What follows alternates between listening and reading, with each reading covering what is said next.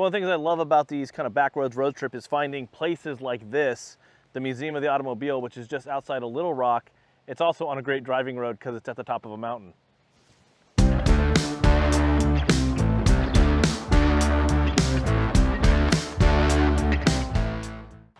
All right, so the first car we see here at the museum is a 64.5 Mustang, and it's one of the few cars I'm actually qualified to talk about because I've restored a lot of these, I've had a lot of these cars, and a lot of people will ask me what makes a 64.5 different than a 65, and it's a bunch of little things like the hood is slightly different, the headlight buckets are slightly different, they have clip-on door handles, they have slightly different things on the interior here and there, but as far as Ford is concerned, these were all 65 Mustangs, and I'm excited to see what else they have inside the museum.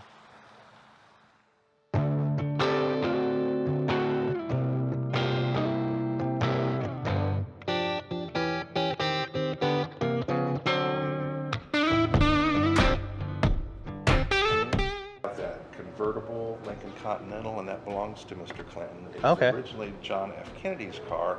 Somebody bought it and gave it to Mr. Clinton. Wow. And he's got it here on loan for us. That's super so cool. It's a real fun car. That's really cool. It's a double presidential. Yeah. Car.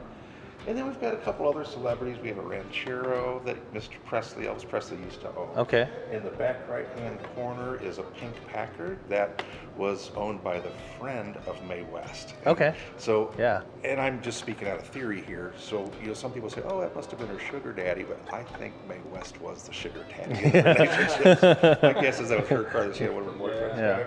But it's a real nice car. That's a really cool, Yeah. And then the far side over there is an olive drab touring car with the black top and the oval windows. That's called a Climber, and those were made down in Little Rock. Oh, okay, interesting. The company's out of business now. Yeah. It went out of business in the Depression. There's supposed to be 2 of them left in the world. Wow. And we have both of them. The museum has both. Oh, that's super we cool. just have one on display. The other one's getting some transmission work or something. I don't know. So if you followed my website, you know I have the 67 Ford Fairlane that I built for the SEMA show a few years ago.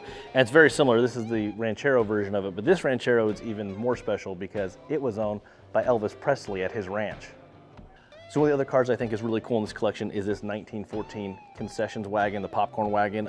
It is super cool, and it looks like something that Disney would have had made for Disneyland, but this is actually what a concession stand vehicle looked like back in 1914, and it's unreal how detailed it is, how cool this is, and this is the only one in the world like this.